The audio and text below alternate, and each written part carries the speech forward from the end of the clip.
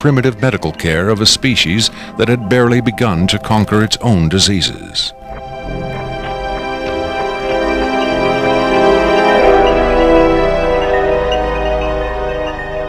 But as we will hear, there are those who claim that to the aliens, death is not a final end to be feared, but a mere transition.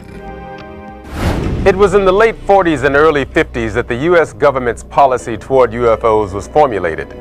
Publicly, there was Project Blue Book, which made a great show of gathering data on all the major UFO sightings, finally declaring them all to be hoaxes, mass hysteria, or swamp gas.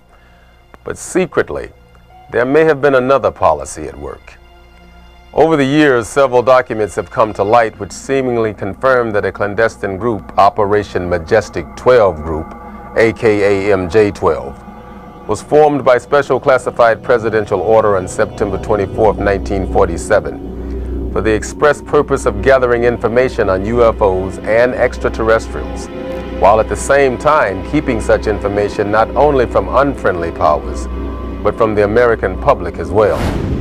If indeed Area 51 has become the nation's repository for alien technology and possibly alien visitors, then the extra-constitutional justifications for such secrecy were developed in the MJ12 Group's planning sessions. James B. Forrestal, Secretary of Defense under President Harry Truman, is widely accused of being the mastermind behind the creation of MJ12. Once created, Majestic may have expanded its mandate beyond what Forrestal had intended. Whatever secrets Forrestal may have known concerning flying saucers and alien visitors, that knowledge died with him when in 1949 he mysteriously plunged to his death from a window at Bethesda Naval Hospital. Though he was being treated for depression, many UFO researchers doubt that his death was a suicide and point to the sinister workings of the possibly mythical MJ12, which in their hypothesis may have been protecting its secrecy from a man who had come to believe the people had a right to know. As late as 1989, according to Bob Lazar, the identification badges at Area 51 read MAJ for Majestic.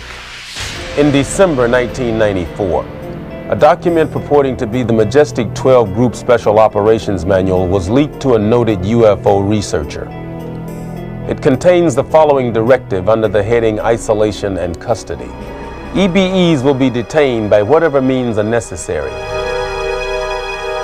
and removed to a secure location as soon as possible. There follows this disturbing amplification. Although it is preferable to maintain the physical well-being of any entity, the loss of EBE life is considered acceptable if conditions or delays to preserve that life in any way compromise the security of the operations. From the beginning of the UFO age, it seems, secrecy was always the government's prime directive. In 1988, another anonymous government source, codenamed Falcon, claimed that a second extraterrestrial biological entity, EBE-2, voluntarily became a guest of our government, allowing himself to be examined and interviewed. In this scenario, Area 51 became, for a time at least, a sort of extraterrestrial embassy, the setting for mankind's first attempt at diplomacy with beings from another world. Different sources disagree as to how communication was established.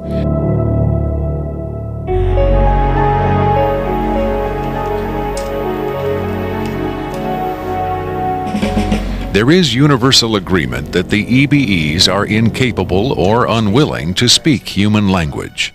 In addition to the pictographs used by EBE-1, it has been reported by Falcon that in the early 1950s, EBE-2 was fitted with some sort of artificial voice box, allowing him to speak words, and that he learned the English language very rapidly.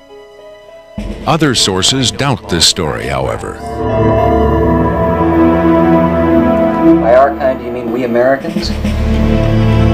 What has been reported most persistently is that the aliens communicate via thought projection, or telepathy.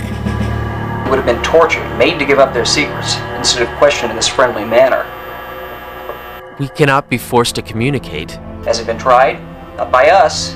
We speak to who's ever willing to listen. The idea of telepathic communication with alien beings carries with it the same doubts and controversy attached to telepathy itself. Do the practitioners of this ancient art really have the ability to read minds? Or are they crafty charlatans who simply tell the listener what he or she wants to hear? If the cynics are right, then the self-proclaimed telepaths recruited by the government in the 1950s were playing an astoundingly daring hoax by claiming to speak for the mute visitors from the stars. Defenders of telepathy call this notion preposterous and point to the long history of government-funded research into mind reading as proof that their science has merit. In the last 4 decades, there have been persistent, often contradictory rumors and even eyewitness accounts of other alien visitors meeting secretly with military or government officials. But what about today? The Tester Corporation has recently come out with a model kit of Gray, the extraterrestrial life form, and a scale model of the so-called sport model, the UFO Bob Lazar says he studied at Area 51. This UFO kit has quickly become one of the most successful model kits in the history of the company. If the military is, in fact, conducting tests of extraterrestrial spacecraft at Area 51,